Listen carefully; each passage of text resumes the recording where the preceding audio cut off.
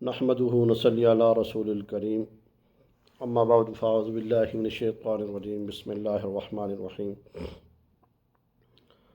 आज मैं आपके सामने रिज़्क़ के हवाले से कुछ अमाल बताऊँगा, कुछ ज़िक्र बताऊँगा कि कुछ ये वज़ाइफ पढ़ें तो अल्लाह ताला की मदद से आपके मामलात इंशाअल्लाह ताला गैबी अल्लाह की मदद भी होगी और आपके मामलात जितने भी हैं, जितने भी चल रहे हैं, जिस तरह भी, वो इंशाअल्लाह ताला हल हो जाएंगे। बात यहाँ पर थोड़ी सी ये है कि आप अपनी सिस्टम को चेंज करें, अपने आप को चेंज करें किसी न किसी तरह, ताकि आपके अंदर जो कमियां हैं, कोताही है, जिसकी वजह से ये मसाइल बने हुए हैं, ये ख़त्म हो जाए। तो जिस वक़्त आप इन मामलात को चेंज करेंगे, अपनी तरतीब को बेहतर करने की कोशिश करेंगे, तो इंशाअल्लाह ताला मुझे उम्मीद है कि आपका मामला हल होना शुरू हो जाएगा। आपकी जो रिज़्क़ की तंगी है, माशी तंगी है, माशी परेशानी है, टेंशनें हैं, अल्लाह की मदद से ये बेहतर होना शुरू हो जाएगा। ये कब होगा? ये उस वक़्त होगा कि जिस वक़्त आप अपने आप को चेंज करेंगे। चेंज कैसे किया जाता है? अपने अमाल को बेहतर करेंगे। ये दुनियावी एतबार से देखा जाए अगर, या दीनी एतबार से देखा जाए कि हम कितने अल्लाह के करीब हैं। जिस वक़्त मैं और आप अपना मुहासबा करेंगे कि हमारे पास कितना मामला अल्लाह के करीब है, हम कितने अल्लाह के करीब हैं और हम इस कितना अहल हैं, ये सारी के सारी, अल्लाह किसी का रिज़्क़ नहीं बंद करता, तो ना अल्लाह को किसी की इबादत की ज़रूरत है। इबादत के लिए फ़रिश्ते बहुत है, मगर बात यहाँ पर एक आज़माइश की बात है। जब इंसान को पैदा किया गया तो वो सिर्फ़ और सिर्फ अल्लाह की अताअत के लिए पैदा किया ना। तो अल्लाह ने रोज़ी भी अताअत के बाद देनी थी, मगर हम अताअत नहीं करते। हम अल्लाह जी को मानते तो हैं, मगर जिस तरह वो चाह रहे हैं, जिस तरह वो कहते हैं, उस तरह हमारी ज़िंदगी गुजर रही है। पहली बात तो मुहासबा ये करना चाहिए, क्योंकि इस वक़्त ये जो दौर, ये वक़्त है, वक़्त तो बहुत अच्छा है, दौर तो बहुत अच्छा है, मगर इस वक़्त जो इस लिहाज से अगर देखा जाए तो दुनिया किस तरफ जा रही है, आजकल के हालात किस तरफ जा रहे हैं, वो सारे के सारे अगर देखा जाए तो वो इस्लाम के ऊपर अमल करने के बजाय इस्लाम के मुखालिफ जा रहे हैं अक्सरियत में लोग। आप यहाँ से एक मुहासबा करके देख लें, आप पोजीशन में देख लें कि पाकिस्तान के अंदर 25 करोड़ आवाम है। 25 करोड़ में से कितने लोग अल्लाह की अताअत करते हैं, अल्लाह के कितने करीब हैं। वहाँ से आप रेशो निकाल कर आप देख लें, आपको ख़ुद ही अंदाज़ा हो जाएगा। फिर हम जब हमारे मामलात ख़राब होते हैं तो हम इस वजह से परेशान होते हैं कि अल्लाह जी ने हमारी रोज़ी बंद कर दी। हालांकि ऐसी बात है नहीं, क्योंकि अल्लाह ताला किसी की रोज़ी बंद नहीं करते। अल्लाह अपने बंदे से मोहब्बत करता है, प्यार करता है। अल्लाह अपने बंदे के बहुत करीब है। अगर ये बंदा उस अल्लाह के करीब होना चाहे तो अल्लाह तो इसके करीब ही है।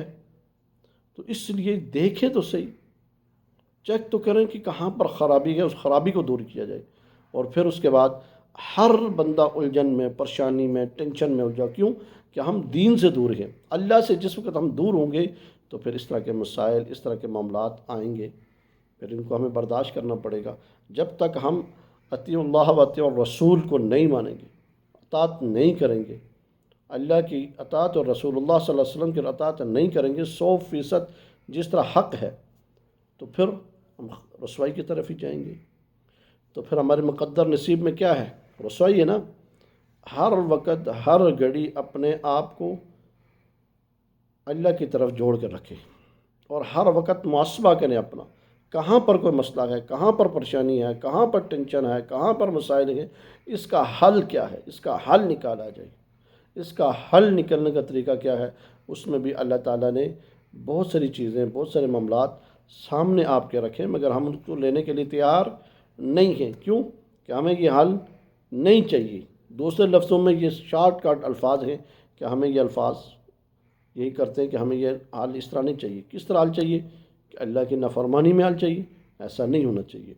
हर वक़्त देखें, बाहर बाज़ारों के अंदर देखें, अल्लाह की नाफरमानी हो रही है।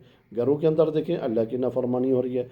हर जगह पर اللہ کی نافرمانی اس لیے کوشش کریں، توبہ استغفار کریں، اللہ سے معافی مانگیں، اللہ سے معافی مانگنے کے بعد اللہ سے رجوع کریں کہ آج سے یہ عہد کر لیں کہ اس سے پہلے جو ہوا وہ سوا، اس کے بعد ہم گناہوں سے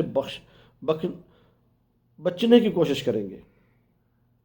جس وقت گناہوں سے بچنے کی کوشش کریں گے ہم، تو پھر اللہ تعالیٰ ہمارے راستے کھولنا شروع کر دے گا۔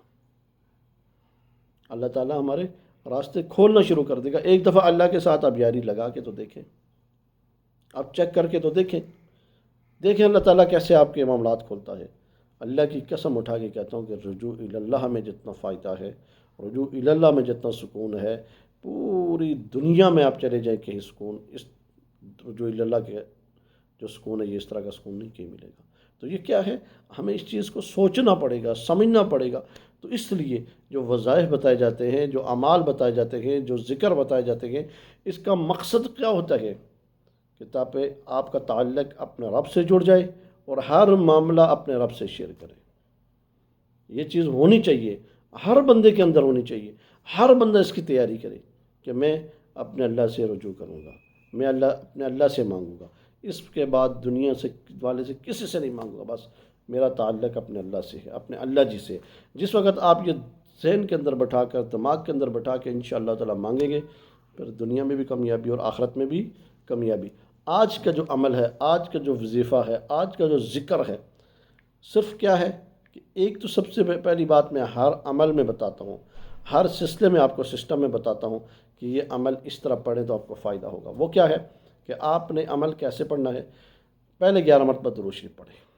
درود شریف پڑھنے کے بعد تھوڑی دیر کے لیے آپ مراقبہ کریں، ٹھیک ہے؟ درود شریف نماز والا پڑھنے کے بعد پھر یہ آتے ہیں، یا فتاح یا وہاب یا رزاق، یا فتاح ہو یا وہاب ہو یا رزاق ہو۔